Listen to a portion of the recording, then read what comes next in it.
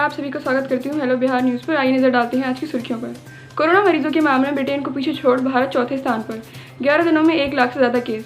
Corona virus के मरीजों के मामले में भारत ब्रिटेन को पीछे छोड़ चौथे स्थान पर पहुंच गया है। देश में 31 मई तक 1,90,609 मामले सामने आए थे और वर्ल्डोमीटर के मुताबिक 11 जून तक यह आंकड़ा 2,97,001 तक पहुँच गया था। इस हिसाब से 11 दिनों में 1,06,000 से ज़्यादा मामले सामने आए हैं। मौतों की संख्या यूरोपीय देशों के मुकाबले काफ़ी कम है। राहत की बात यह है कि स्पेन, इटली, ब्रिटेन की तुलना में भारत में मौतें काफ़ी कम हुई हैं। ब्रिटेन की तुलना में महज 20% मौतें भारत में हुई हैं। महाराष्ट्र, दिल्ली समेत 7 राज्यों से बढ़ा कोरोना संक्रमण का संकट, रफ्तार तेज। कोरोना वायरस महामारी का संक्रमण वैसे तो देश के कई राज्यों में बढ़ रहा है, लेकिन महाराष्ट्र, तमिलनाडु, दिल्ली, हरियाणा, पश्चिम बंगाल, जम्मू कश्मीर और उत्तर प्रदेश में इसकी रफ्तार काफ़ी तेज़ है।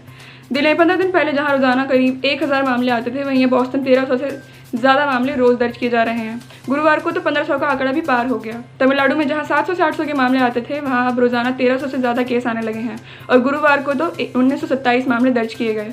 हरियाणा में तो 3 गुना, जबकि जम्मू कश्मीर में 2 गुना उछाल आया है। देश के 7 राज्यों में इस समय 10,000 से ज़्यादा मामले दर्ज किए गए हैं। एलओसी पर सीज़फायर उल्लंघन का भारतीय सेना ने दिया मुंहतोड़ जवाब, पाक सेना की कई चौकियों को भारी नुकसान। समाचार एजेंसी ANI ने भारतीय सेना के सूत्रों के हवाले से बताया कि जम्मू कश्मीर में एलओसी पर सीज़फायर उल्लंघन के जवाब में भारतीय सेना ने सटीक और असरदार फायरिंग की है, जिससे रजौरी सेक्टर में पाकिस्तानी सेना की चौकियों को भारी नुकसान हुआ है। NIFT पटना ने लोगो डिजाइन में देश भर में परचम लहराया है। यहाँ के 2 विद्यार्थियों ने पहले और दूसरे स्थान पर कब्जा जमाया है। निफ्ट के निदेशक डॉक्टर संजय श्रीवास्तव ने बताया कि यह प्रतियोगिता मई में आयोजित की गई है। लॉकडाउन के बावजूद दिन रात एक करके प्रतियोगिता के लिए तैयारी की और देश भर में अव्वल आए हैं। फैशन कम्युनिकेशन डिपार्टमेंट के संयोजक प्रोफेसर दीप सागर वर्मा ने छात्र छात्राओं की सफलता पर खुशी जाहिर करते हुए कहा कि कोरोना महामारी और लॉकडाउन में ऑनलाइन कक्षाएं चलती रही, दोनों छात्र छात्राओं ने प्रतियोगिता के लिए अच्छी तैयारी की थी। कि समाजवादी पार्टी सरकार ने भविष्य की पीढ़ियों को सशक्त करने के लिए उन तक लैपटॉप पहुंचवाए थे, जबकि भाजपा ने अपने चुनाव घोषणा पत्र में वादा करके भी मेधावी छात्र छात्राओं को लैपटॉप से वंचित रखा है। समाजवादी पार्टी के राष्ट्रीय अध्यक्ष अखिलेश यादव ने कहा कि गांव देहात और छोटे शहरों व कस्बों से बड़े शहरों में पढ़ाई और नौकरी की तलाश में आने वाले छात्रों व नौजवानों को मदद की बहुत ज़रूरत है। वैश्विक महामारी के चलते आर्थिक तंगी में उनके पास ना तो कमरे का किराया है, ना ही खाने पीने और फीस देने का इंतजाम है। दिल्ली में कोरोना की रिकॉर्ड उछाल, 24 घंटे में 1,877 नए मामले। कोरोना महामारी के खिलाफ जंग में राहत मिलती दिख रही है। देश में स्वस्थ हुए मरीजों की संख्या सक्रिय मामलों में ज़्यादा हो गई है। कोरोना वायरस से संक्रमित अब तक 1,41,029 मरीज पूरी तरह स्वस्थ होकर अपने घर जा चुके हैं। वहीं सक्रिय मरीजों की संख्या 1,37,448 है।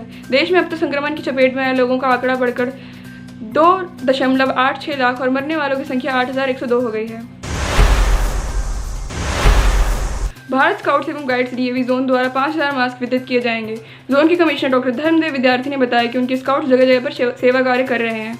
ये स्काउट जरूरतमंदों को खाना पहुंचाना तथा मास्क निःशुल्क वितरित कर रहे हैं। ये मास्क भारत स्काउट गाइड की शिक्षिकाओं ने घर पर ही तैयार किए हैं। ये सभी मास्क निःशुल्क रूप से जिले में बांटे जाएंगे। KRDAV पब्लिक स्कूल की प्राचार्य रश्मि विद्यार्थी ने कहा कि कोरोना संकट काल में यह सराहनीय काम है। विदेश मंत्रालय ने कहा, नेपाल से साफ कर है अपनी स्थिति। भारतीय विदेश मंत्रालय के प्रवक्ता अनुराग श्रीवास्तव ने कहा कि सीमा विवाद पर हमने नेपाल से अपनी स्थिति पहले ही स्पष्ट कर दी है। ऑनलाइन ब्रीफिंग में प्रवक्ता ने कहा कि भारत नेपाल के साथ अपने दोस्ताना रिश्तों की बहुत कद्र करता है। श्रीवास्तव ने उम्मीद जताई कि नेपाल दोनों देशों के सांस्कृतिक और मैत्रीपूर्ण संबंधों का ख्याल रखेगा। नेपाली संसद में नए नक्शे को मान्यता देने के लिए संविधान संशोधन के लिए जारी बहस के बीच भारत ने नेपाल के साथ अपने दोस्ताना संबंधों को अपने लिए बहुत अहम बताया है। चीन ने लद्दाख से अरुणाचल प्रदेश तक करीब 4,000 किलोमीटर लंबी वास्तविक नियंत्रण रेखा पर बड़ी संख्या में सैनिक तैनात किए हैं। इसी बीच ड्रैगन की चालबाजी सतर्क भारत ने भी हिमाचल प्रदेश, उत्तराखंड, सिक्किम और अरुणाचल प्रदेश के लिए बड़ी संख्या में सैनिक टुकड़ियां रवाना कर दी है। सरकारी सूत्रों के अनुसार चीन ने न केवल लद्दाख बल्कि बाकी जगहों पर भी सैनिक और हथियारों की तैनाती की है। किसी गड़बड़ी की आशंका को देखते हुए भारत ने अग्रिम मोर्चे पर सैन्य तैनाती बढ़ा दी है। आंध्र प्रदेश में चंद्रबाबू नायडू सरकार के कार्यकाल में हुए भ्रष्टाचार की होगी CBI जांच। आंध्र प्रदेश सरकार ने चंद्रबाबू नायडू सरकार के कार्यकाल के दौरान विभिन्न योजनाओं में कथित भ्रष्टाचार की CBI जांच को मंजूरी दे दी है। आरोप है कि चंद्रबाबू सरकार के कार्यकाल में भ्रष्टाचार के कारण सरकारी खजाने को करोड़ों रुपए का नुकसान हुआ। मुख्यमंत्री YS जगनमोहन रेड्डी की अध्यक्षता में गुरुवार को राज्य कैबिनेट की बैठक में मंत्रिमंडल की उप समिति की सिफारिश को मंजूरी दे दी गई है। केंद्र सरकार कोरोना महामारी के संकट काल में राष्ट्रीय राजमार्गों व एक्सप्रेसवे के किनारे विभिन्न व्यावसायिक गतिविधियों के जरिए स्थानीय विकास और बेरोजगार युवाओं को रोजगार देने की योजना पर काम कर रही है। इसके तहत सरकार ने आने वाले समय में प्रत्यक्ष अप्रत्यक्ष रूप से 20 लाख युवाओं को रोजगार देने का रोड मैप तैयार किया है। इसमें ग्रामीणों की रीढ़ माने जाने वाली हथकरघा हस्तशिल्प उद्योग को रफ्तार देना भी शामिल है। नई शिक्षा नीति में पाठ्यक्रम का हिस्सा होंगे खेल। खेल मंत्री किरेन रिजिजू ने गुरुवार को कहा कि देश की नई शिक्षा नीति में खेल पाठ्यक्रम का हिस्सा होंगे और इन्हें अतिरिक्त गतिविधि नहीं समझा जाएगा। 21वीं शताब्दी में ओलंपिक और ओलंपिक शिक्षा पर अंतर्राष्ट्रीय वेबिनार के उद्घाटन सत्र के दौरान रिजिजू ने कहा, भारत की नई शिक्षा नीति में खेल भी शिक्षा का हिस्सा होंगे और ये पाठ्येतर गतिविधि के रूप में शामिल नहीं होंगे। दिल्ली के अस्पतालों में कोविड-19 से जूझ रहे हेल्थ वर्कर्स को 1 लाख फूड पैकेट बांटेगी क्विकर इंडिया।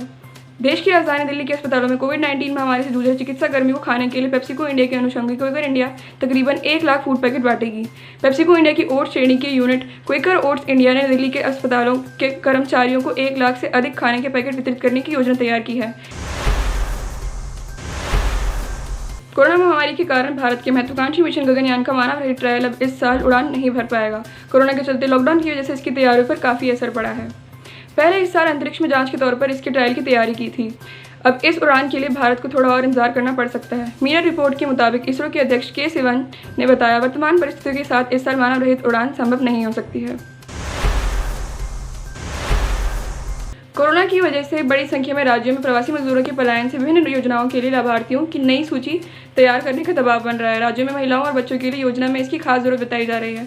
कई राज्यों से फीडबैक मिला है कि महिलाओं और बच्चों के लिए चलाई जा रही योजनाओं का लाभ प्रवासी मजदूरों की महिलाओं व बच्चों को नहीं मिल पा रहा है। राज्य इन योजनाओं के लिए ज़्यादा मदद की मांग केंद्र सरकार से कर रहे हैं।